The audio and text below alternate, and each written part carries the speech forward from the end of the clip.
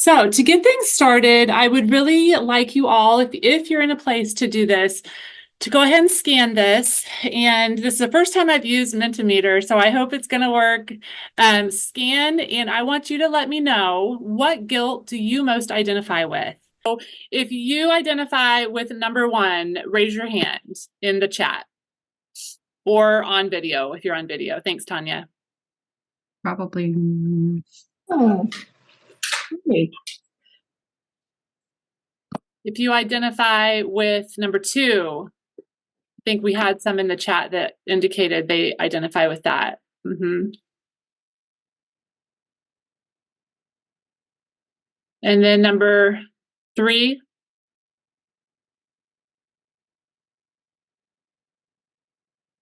And all of the above.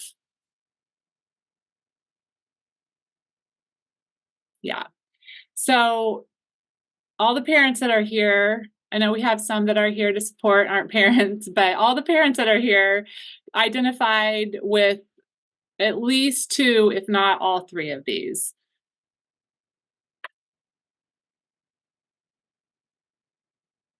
So some specific things to really consider when we're talking about parent guilt is that it might look different for everyone. It can be really difficult to talk about and to be vulnerable. It's often very isolating, but if not handled properly, it often will lead to resentment. To end on a good note, though, it is manageable. This workshop is not, you're not going to leave this workshop with being able to solve parent guilt. The goal is that you're going to leave with a better ability to manage it. So I want to talk about where the parent guilt actually comes from. So it comes from both internal pressures and external pressures. So when we talk about internal pressures, that is considering things like the unrealistic expectations that we have of ourselves as a parent, the picture in our heads of how it was supposed to be or how it should be. You know, we grew up with all these pictures in our head of what it would be like when we were a parent. And then just that keeping up with the Joneses mentality. Those are all examples of internal pressures. The external pressures. So that includes all those picture perfect images that we see all over social media, creates a lot of pressure for us as parents. Lack of flexible work policies is pressure that we can't always do much about. Cultural expectations and parenting experts. That's an external pressure as well. Doesn't mean that we don't have a lot to learn from parenting books and from the research that's done. But sometimes if we find that it's causing that anxiety, recognizing that, taking a step away from that specific pressure of how it's supposed to be. You know, having a child, it's a full-time job on its own, and few of us have any experiences that can properly prepare us for juggling parenthood with work and with school. So just allowing ourselves, you know, to really kind of have some of that grace. Who can relate to any of these pressures? I would love to hear a little bit of feedback on what pressures you're kind of relating to when you look through these. And you can either talk or put it in the chat, whichever one feels more comfortable.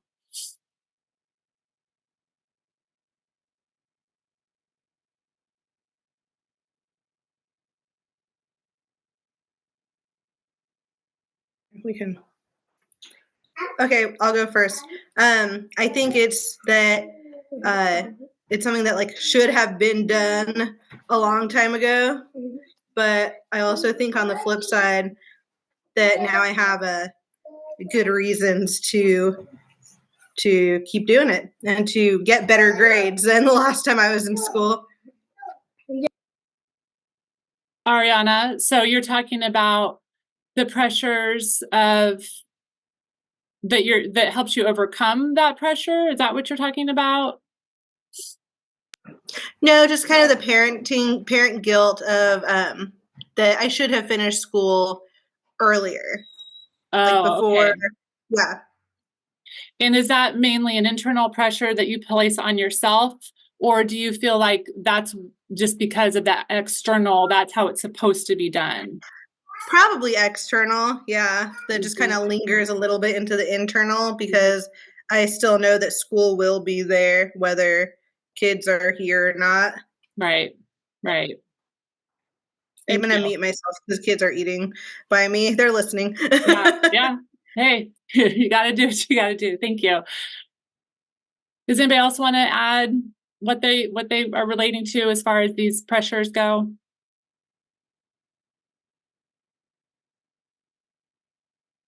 You do have something in the chat, Suzanne. Oh, thanks. Yep.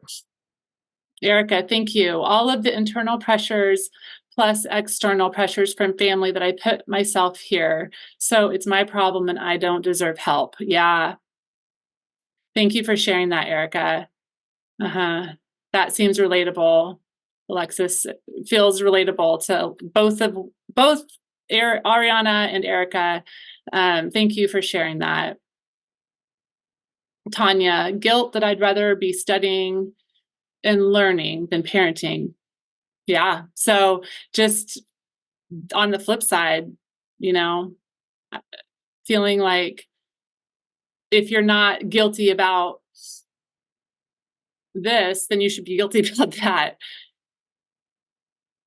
Thank you guys. This is really good feedback.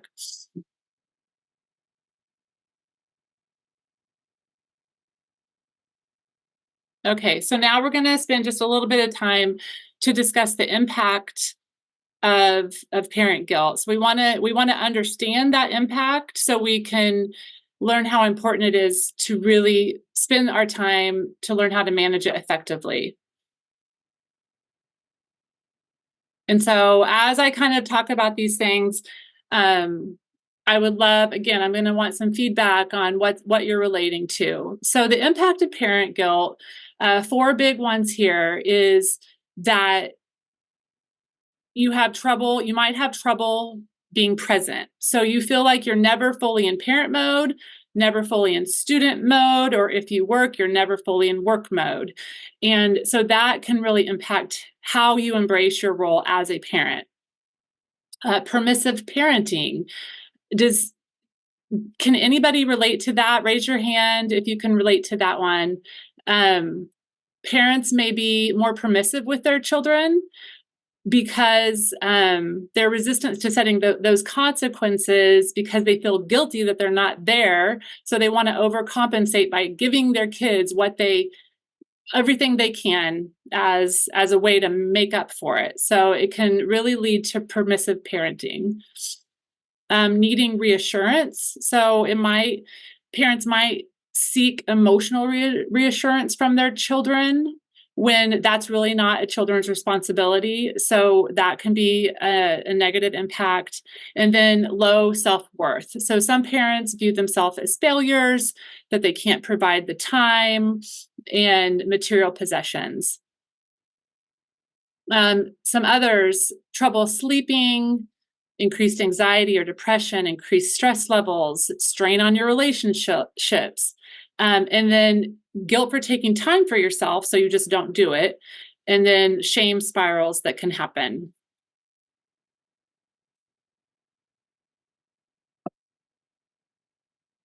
Any feedback on relating to some of those? Tanya, permissive parenting, more of being less strict because it is less stressful. Yeah, that is so true. It's easier to be less strict as a parent.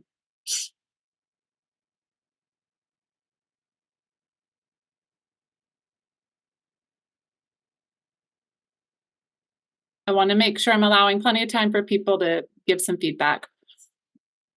Erica, the trouble with being present. So you can really relate to the first one. It's like we're always torn in all of these directions. Alexis, the permissive, low self-worth, stress. Thank you guys for being vulnerable enough to share this. I know that can be hard. Trouble being present. Yep. all of the directions. Yes, torn in all of them. I also have the guilt of taking time for myself. Yeah. That is a very common one, especially women struggle with that a lot, even more so. Needing reassurance. Okay, so you're relating to this. You all are here, so I think you understand why it's important that we're even talking about this.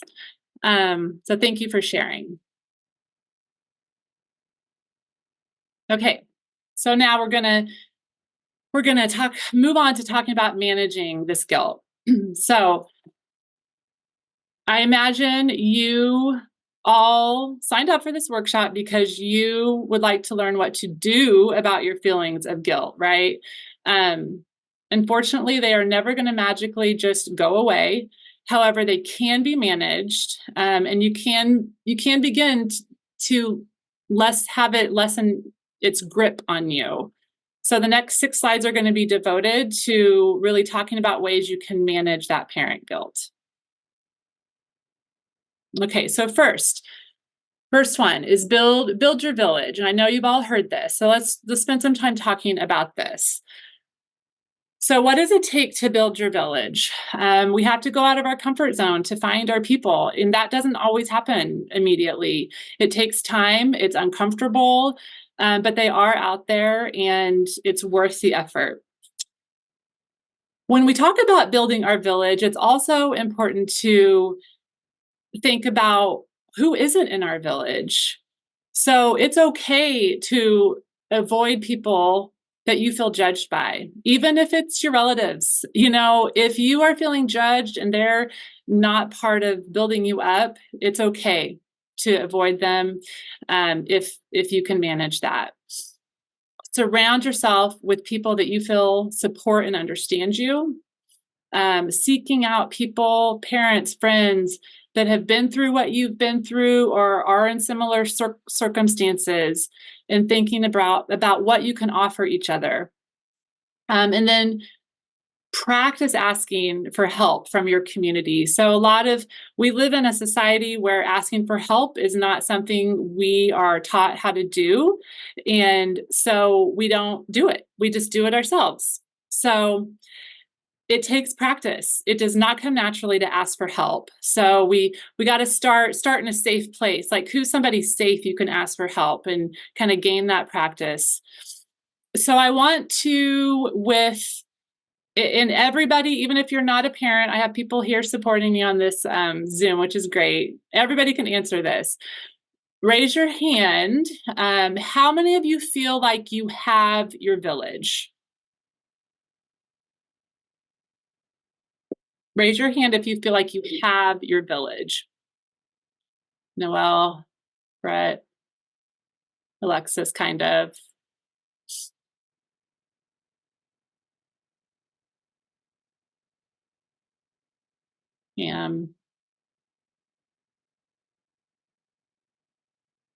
Okay. So it sounds like some building a village is not everyone just has their village, is what I'm hearing, is what I'm seeing. Out of the people that do have their village, how many of you feel like you actually utilize your village?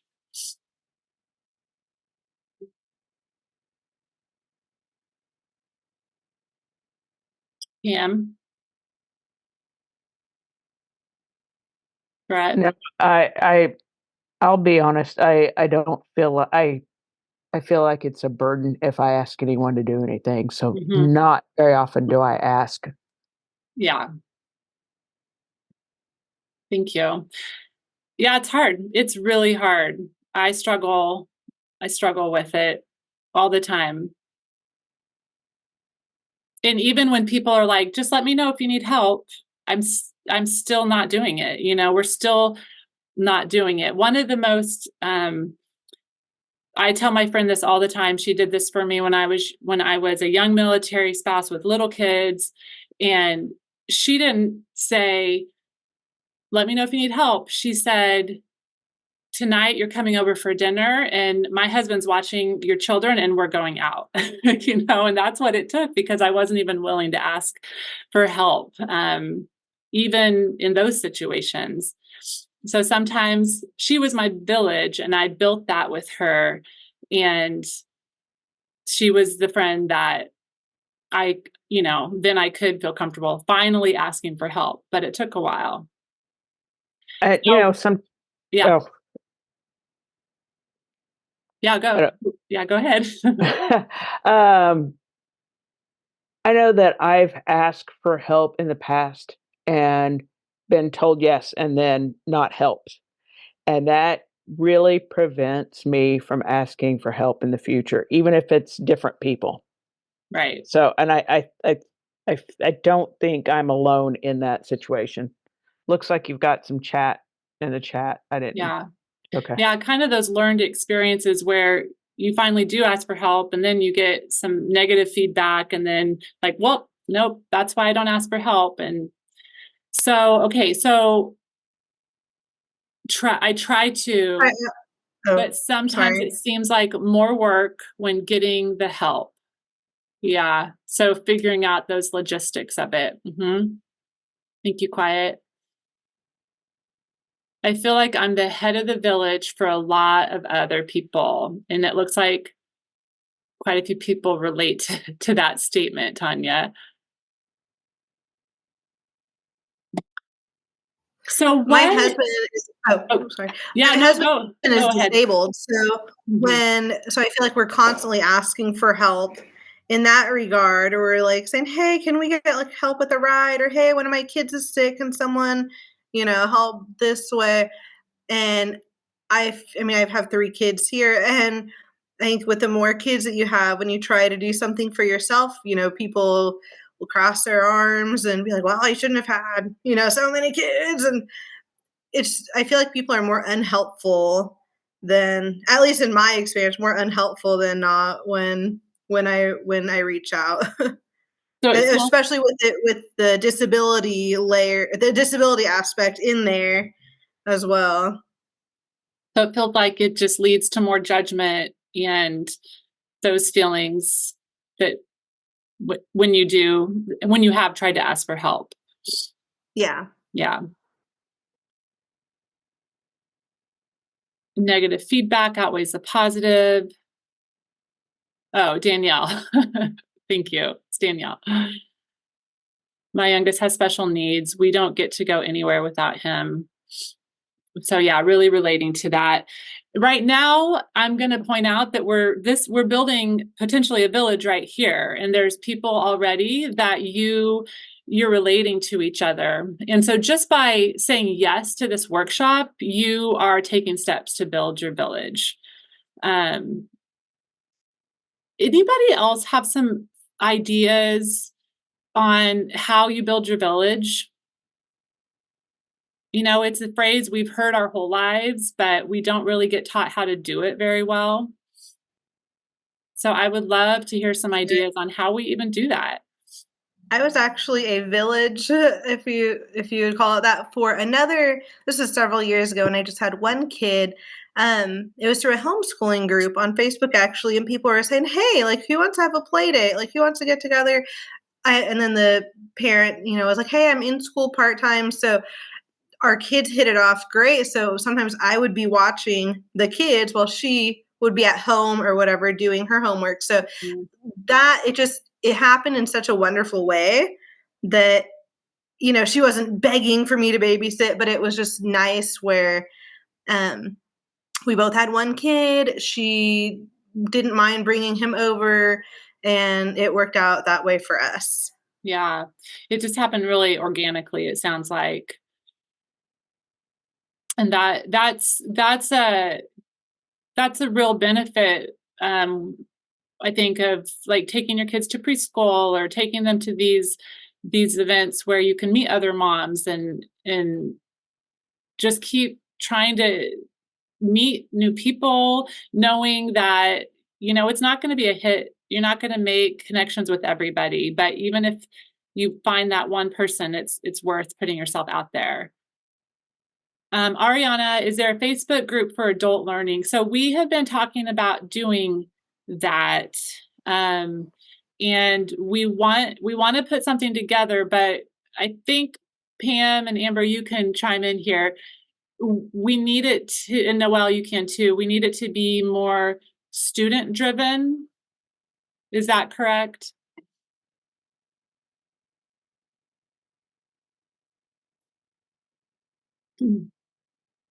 So Yeah. go ahead.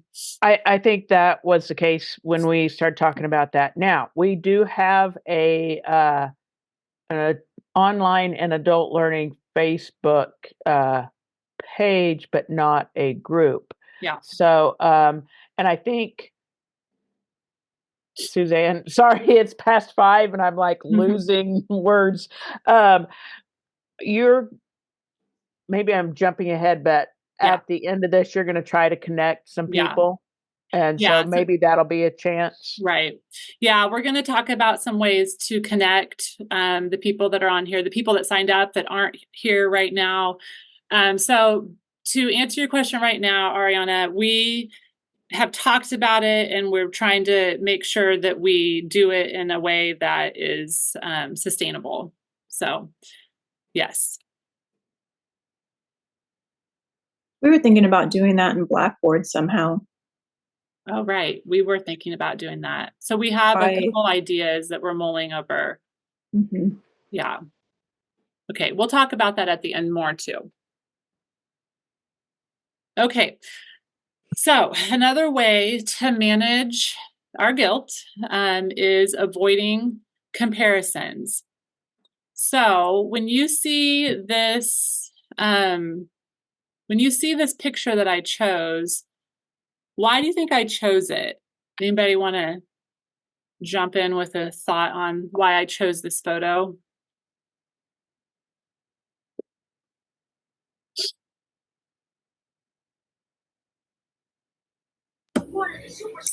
Did you choose it because there's just like it looks like just one parent and not two? Oh, actually, I can see that. Am I just not seeing the whole thing? Yeah, I can see that. It looks perfect. It looks sunny and happy. Yeah, that's why I chose it. I kind of chose it for the irony. So that wasn't the easiest question to answer. I chose it for the irony of how perfect it is. And it's so sunny and the house, 2-story house with a nice little bushes and, cute little mom with her kid. So this is I see that too. I can see where you're going with it though. So just really thinking about, again, none of this is new. I don't expect any of this to be brand new information versus like really thinking about how this works for us. In comparison is, we all know that it's not healthy, but yet how often do we really think about how much it is impacting our feelings of inadequacy and guilt? And one of my favorite phrases is comparison is the thief of joy. And it really is. And when we compare ourselves to other people, it takes away our joy. And so we really need to be mindful of how much we are doing that. We can't completely stop it. It's a natural tendency to compare ourselves to others, but we can limit the impact it's having, and by noticing when we're doing it. So embracing the parent you are and the child you have. I guarantee that there are other parents that have looked at you and have felt inadequate, have looked at you and said, man, they're going to school and raising a kid. That's badass. I wish I could handle myself the way they're handling themselves. We forget how much other people are also doing that. And so really just monitoring that social media and how it's making us feel. And if it's making us feel kind of crappy about ourselves, then get off of it. Don't waste your time.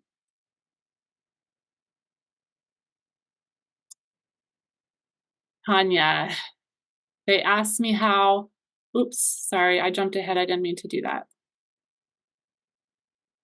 They ask me how I'm doing. My honest reply, not well. And does that stop people in their tracks when you answer them honestly? Nothing wrong with being honest.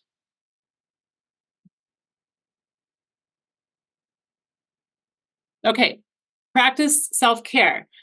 How many of you want to just roll your eyes when you hear this? Practice self-care, yada, yada, yada. So raise your hand if you,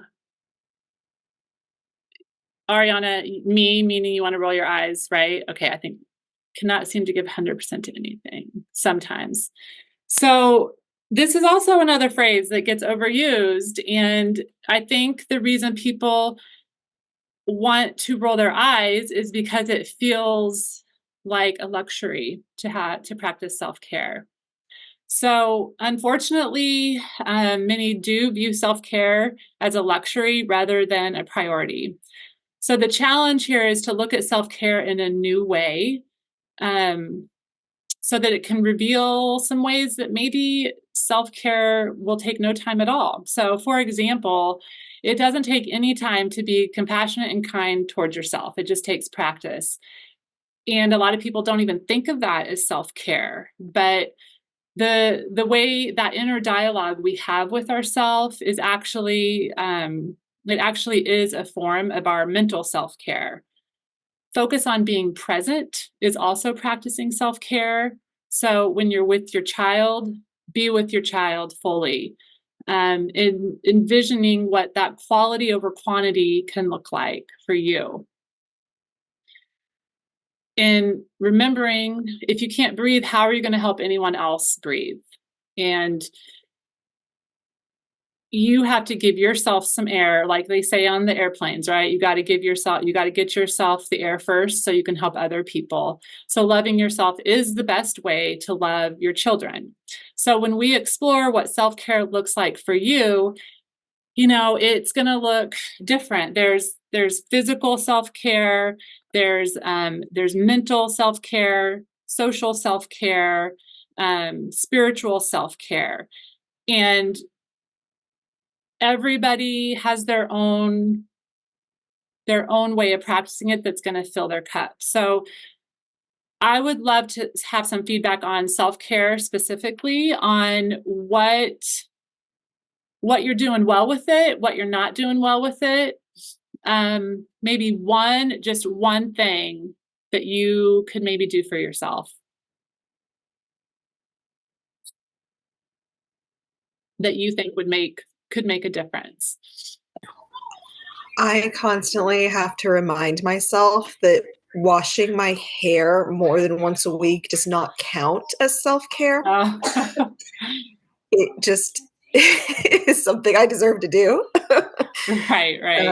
Yeah, I'm kind of stuck in that boat of like, if it takes time, if it's not time I'm doing homework, if it's not time I'm taking care of my kid myself, and it's not time I'm at work, like that doesn't mean I'm doing something wrong because I'm not doing something productive. Mm-hmm. Which I think is a trap a lot of us fall into, is like, you don't have to be productive every second. Right. So you're trying to really practice that compassion towards yourself. Yeah. Mm-hmm. Trying. Yeah. That's why I'm not sharing my screen. My hair is so dirty right now.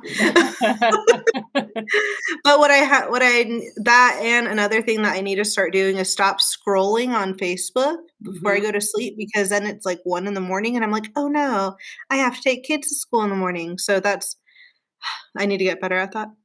I like that you mentioned that with this slide, because that is part of self-care. It's part of potentially comparison that we just talked about, but then the self-care of, what am I doing here? Why am I not just going to sleep and giving myself that extra time that I know I need to be my best self? That's so true. I do that in the morning when I wake up. It's my alarm goes off on my phone, and then I'm like, okay, my alarm. Touch the alarm button, and then I'm automatic. Why am I scrolling at like 5 o'clock in the morning? Who needs that? Right. I make a rule for myself to not do social media until after an hour after I've woken up. I'm good at the Self-care. mornings. Yes, I'm good at the mornings because I don't want to hear other people's problems and stuff. But man, come midnight, I'm ready for it. Self-care. Hey, humor about all this is a form of self-care also. Alexis? I've also started I have the Samsung Galaxy Watch, and they have on their app like the mindful breathing. So I've started doing that like before bed and maybe sometimes during the day too if I start feeling stress. Yeah. Have you noticed a positive impact that's had on you doing that consistently? Yeah, it's like if I miss it, I feel not like I haven't done it. Yeah.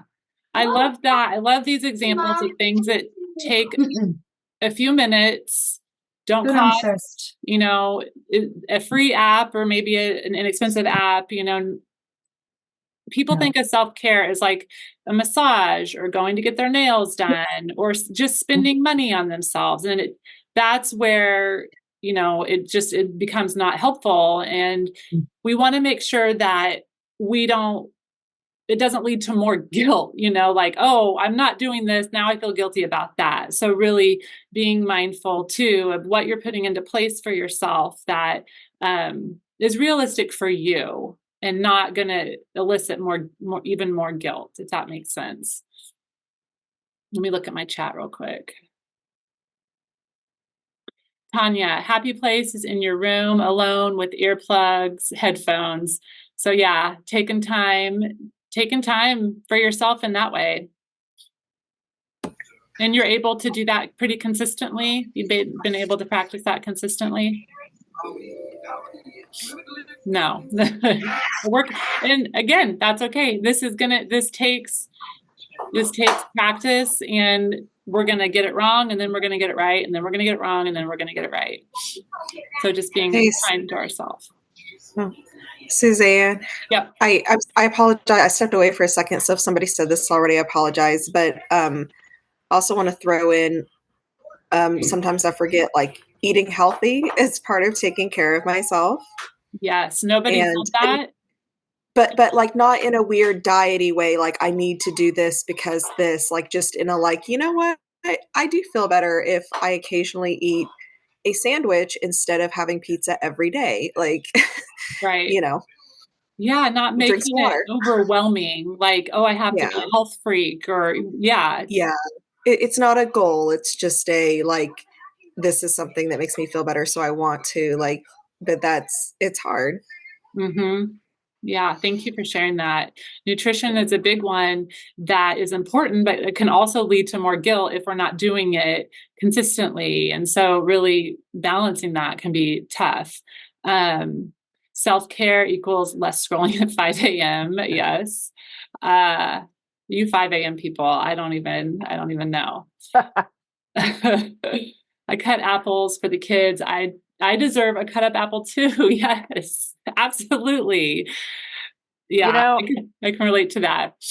I think for me, I don't have kids or anything, but what I found self-care for me means actually using the vacation time that I have. And I know that a lot of people have built up vacation time. And the last year or two, I've really made it a point to make sure that I am just taking a day here or two just to relax. Yeah. And for me, that's self-care, right.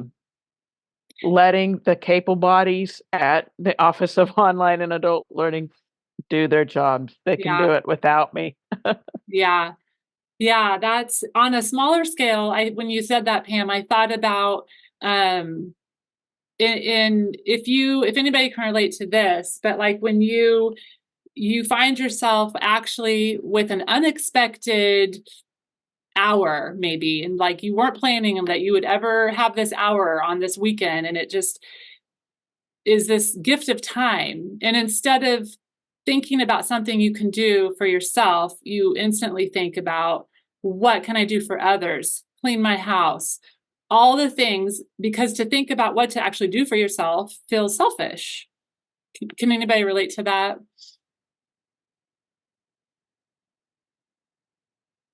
So really exploring those thoughts that come in and like, why am I even thinking this is selfish? Where is that coming from? And just being curious with yourself too about all of it.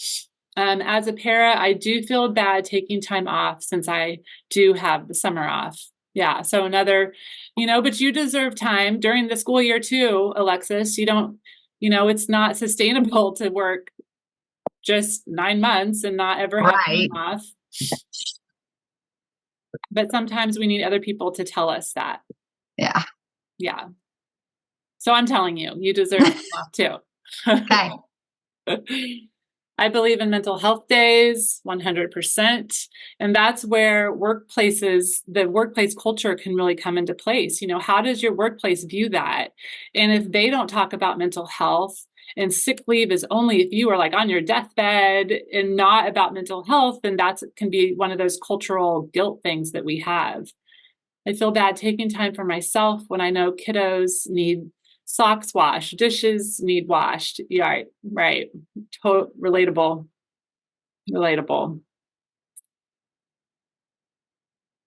Ariana, I also give you permission to not wash the socks and leave the dishes. But I also recognize how difficult that is to actually do. So maybe you need to remove yourself. Maybe we have to think about our environment. And if I can't do self-care for myself at home, then I need to find another place to go. I need to go for a walk. I need to go to the coffee shop. I need to go to the park. Easier said than done. I know when you have all these things to do. Run the dishwasher twice. No, there's always something. Oops. Okay. Suzanne, what I meant there was actually the kind of a coping thing. Oh. If you feel like you don't have the energy to do the dishes and you are lucky enough to have a dishwasher and you're like, oh, I can't scrub all these off and then put them in there. So just put them in there dirty and run it. And if they're not clean, just run it again. Yeah. Yeah. Absolutely. Why do we think we have to have it perfect before we put them in the dishwasher? if you can't, you don't have the energy to wash your hair. I'm with you. Whoever said once a week. Yeah. Once a week. Because it takes so much energy to have a full shower. Ladies, you know what I mean? The full shower. If you can't do that, I've done this. Sit down in the shower. If you're lucky enough to have a handheld, get one. Good investment. Sit down and wash your hair. Don't be trying to bend over or anything. Don't try to stand up. Just sit there and wash your hair, sitting down if you can. You've made that a self-care routine sometimes by doing that. Yeah, I once had, I was so overwhelmed that I could not manage to eat anything. I wanted cereal, but the idea of taking a spoon and putting it in my mouth and all the chewing and everything had to be done.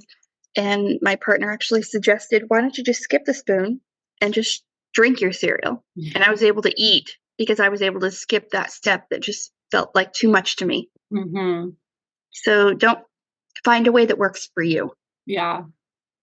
Your partner also knew that you needed to have somebody give you that permission, maybe. Yeah. Give Yeah. me permission to be weird because that's what I need. I love it. Tanya, I'm really happy to hear about that too. Something, because I'm also breastfeeding my baby, but when I'm pregnant or nursing, I get gestational carpal tunnel, but then it also trails off until I'm done lactating. What has worked for me is getting those tiny tubes of toothpaste that they give to you at the dentist's office. I use that year round. I use the tiny ones year round because in the mornings my wrists are just not.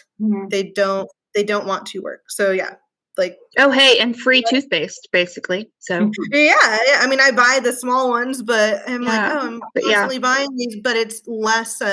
It's just not. I mean, it doesn't sound like it would be heavy, but it's easier for me to do. So I make it work. That's right. You don't have to make excuses for anybody. Yeah, and these are little ways that we sometimes forget that we're taking care of ourselves and we're advocating for ourselves, which is part of self-care. Thank you guys for sharing all those examples. That's awesome. So we're going to spend just a little bit of time talking about nurturing your relationships. You know, we talked about finding your village. Once you have your village, or you have some people in your life that, you know, they're very important to you. How do we even nurture our relationships when we feel so overwhelmed? And why should we spend time doing that? Why is that important? So the research is there that people with strong social relationships, they have improved health and lower levels of anxiety and depression, and they're able to be more empathetic towards others. So it is a part of our social self-care, actually, to nurture relationships, and possibly part of our spiritual and emotional self-care as well. So it really can overlap so many different areas of self-care when you kind of think about what it does for you. But it's not the same for everybody. You know, some people need this more than others. So really figuring out what's right for you in terms of this. There's 3 key ingredients to nurturing our relationships. So 1 is, are you accessible to those you love when you are with them? Now, that doesn't mean you are accessible at all times, that you have to be available at all times for all people. But when you're with them, are you with them? R, that stands for responsive. So are you responsive when you can be? Are you sending them messages that they matter to you? Even if you can't respond immediately, do you feel like you're able to be responsive to those people in your life that matter to you? And then the final letter E is emotions. So are you communicating that you care about their feelings and emotions? And so those are the three key ingredients to nurturing your relationships. And again, it's not meant to mean that you have to be always accessible, always responsive, or responsible for their emotions. Any feedback on this that you want to talk about before I move on?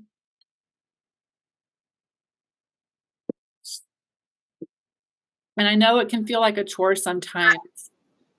Go ahead, Ariana.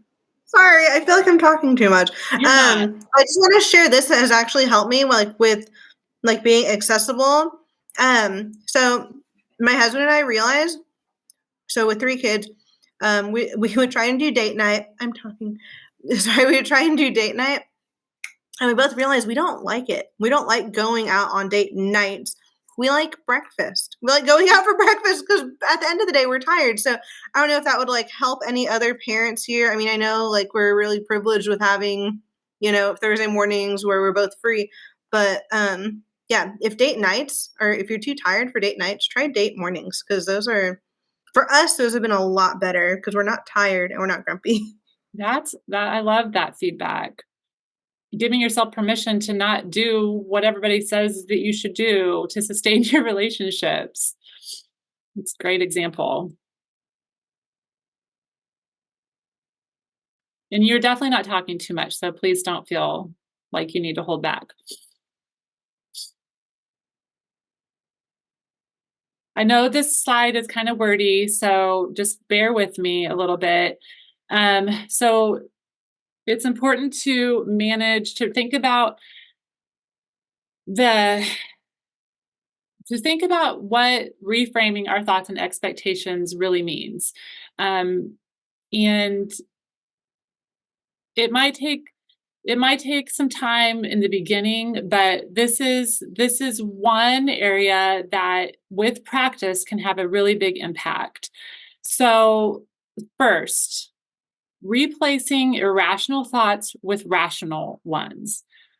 For example, instead of thinking that you're the only one that can take care of your child, like no one can do it better than me, replacing it with, I have a community of people who are capable of loving my child well. Or an irrational thought would be, my child is going to feel abandoned by me. So what's a rational thought that you could replace that with? I'm setting an example for my child of working hard to achieve my goal. So does anybody struggle with these irrational thoughts? Yeah. Because Alexis, thank you. I see you shaking your head. Has anyone come up with some good methods to like notice those irrational thoughts and replace them with rational ones?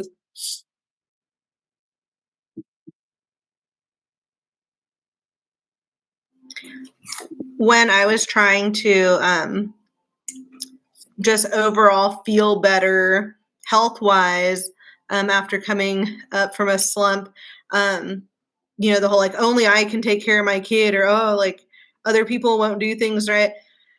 Working with a therapist really helped. First off, she helped me kind of realize, hey, if I sign my kid up for Kids Zone at the YMCA, because there was a Kids Zone at the Steve Clark YMCA, which I'm really hoping they bring it back. But taking her over there, there's windows where at most of the YMCA's, there's places where you can like go up and see your kids. So like doing that, and then just having like those 2 hours every day where I know she is safe. And that's kind of something that I have to remind myself. I am talking. And realizing that I still have a voice, that if I do see something that I don't like, I can say something, or I can go to a different way if there's stuff that I don't like. Yeah. So that was really hard for me to let go of, but also being like, okay, I'm not the only person. Like, she's safe with other people. There's parameters that have been set to make sure she's safe, and I can't just parent 100% by myself, because there are other people around that can help. Yeah. Yeah, it sounds like you really had to practice that, though, and remind yourself of all the practical things surrounding safety and all of that to get to that point. Tanya, reframe self-talk. Yeah, what if someone talked to your friend, child, loved one, the way you talk to yourself? I feel like you're in my head, Tanya, because that was going to be one of my next things, is really talking to ourselves the way we would talk to a friend. Yeah. And we're not real great at that. Most of us aren't real great at that, and just reminding each other, and then that we need to talk to ourselves the way you might talk to a friend or your child. So the unhelpful thoughts, kind of similar to the irrational thoughts, but worth kind of noting the differences. So noticing unhelpful thoughts and replacing them with helpful ones. So for an example of that would be, instead of an unhelpful thought of the guilt you have studying on a Sunday afternoon, replacing it with, my children are more likely to thrive when I'm thriving. That's one phrase, and finding a phrase that works for you, but that's one example. Also, accepting the limits of what you can and cannot do. So you are not going to be able to do everything that you want when you go back to school and have all of these. Most of you are working, going to school, and raising children. So due to those time and energy constraints, there's just going to be certain things you just no longer can do, or it's going to look different. And releasing some of that is, when you can accept that, that's going to be a huge weight off of your shoulders. Has anyone experienced letting go of something that doesn't look the same anymore, or they just can't do anymore?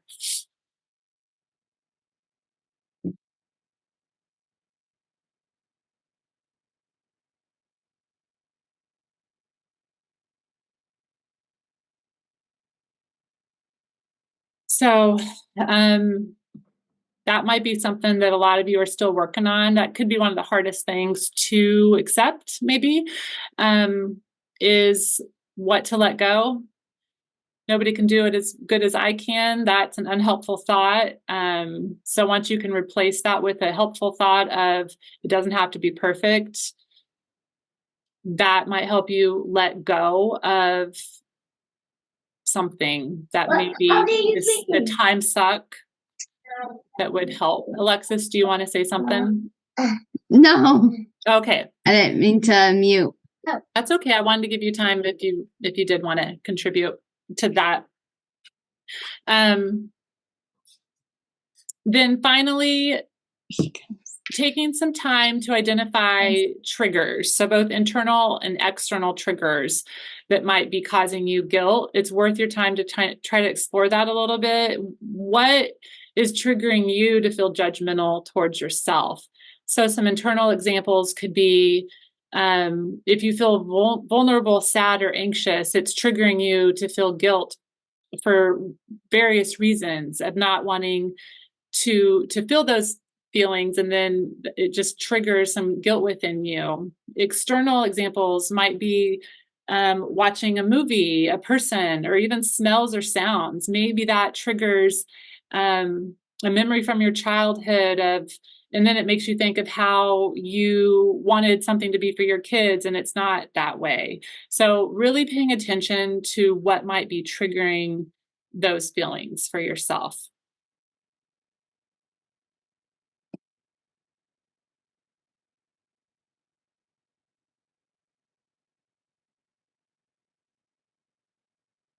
Finally, if this guilt is persisting and it's really preventing you from enjoying your life, it is really important to know that there are people out there on this campus, resources. You have the resources to help with a trained professional to help you manage this guilt and manage your mindset. You don't need to live with anxiety, depression, and despair. There's help out there, and we want to make sure that I want to make sure I'm not sending a message that you can do this all on your own if maybe you do need some extra help. And that's totally where a lot of people, they need a combination of talking to a professional and to help get those plans put in place. So if you need any help connecting with counseling services, we can do that. Okay, so to end tonight, and we're not going to have the time I wanted to, but I'm actually totally fine with that because we had some really good discussion going on, and that's what I wanted ultimately. But these are some questions to facilitate action. And what we can do, one, if you want to, you could take a screenshot of this slide for yourself to kind of think through some things past this workshop. But I want to go through these real quick. So some questions you can ask yourself is, what do you feel may be influencing your feelings of parent guilt? Knowing it's going to be different for everybody. Can you identify any triggers and name those? Take some time to really think how this guilt is impacting your life, because that will serve as a motivator to do something about it and to keep working at managing it. Envisioning what you want instead. I bolded this and made it big because I believe it's really important to envision what you do want. Think about, for example, what being fully present with your kids looks like. Envision yourself enjoying your time with them. Envision yourself feeling like you're providing for them and that you're getting it right. But it's your definition of what right is, not somebody else's definition. And when you can envision that, if you feel the guilt creeping in, name that. Don't let that guilt creeping in make this vicious cycle of more guilt. One thing you can put into place today to begin managing that guilt. We had a lot of good examples of what you guys are already doing to manage your guilt through self-care and through nurturing relationships. So what is one thing you can do today to continue to manage that guilt? And then think, is there anything I need to actually put this plan into place? Like, do I need help from my partner? Do I need to utilize resources more at Wichita State? We're here to help you. So what do you need to put that plan into place? So anybody want to provide any thoughts on this before we sort of wrap it up?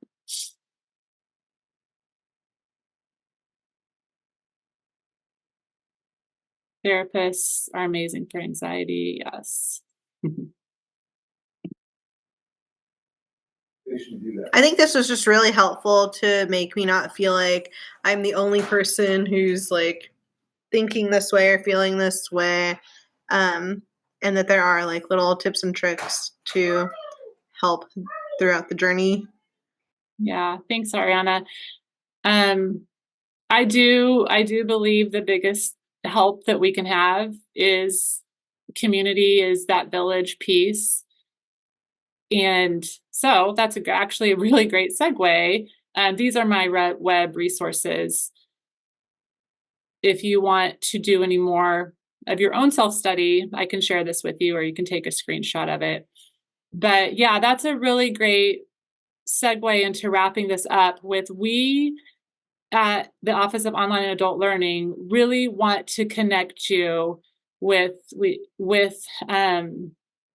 this is my email. If you don't, you all should have that, and then our website. But we really want you to let us know if you want to be connected to a network of WSU parents so that you can find ways to support each other.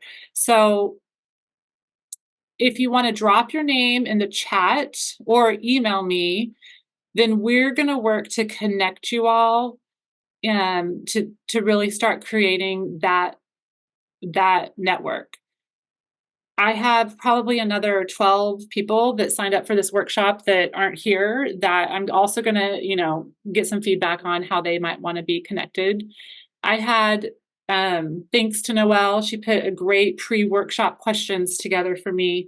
And I had several of you indicate, that you want to be connected with other parents so you can help each other out, whether that's childcare or, maybe you're doing some meal prep or whatever that looks like. So if you want to be connected, let us know in some way. Let us know what that looks like for you. Oop, I stopped screen sharing. Okay. So any questions before we go?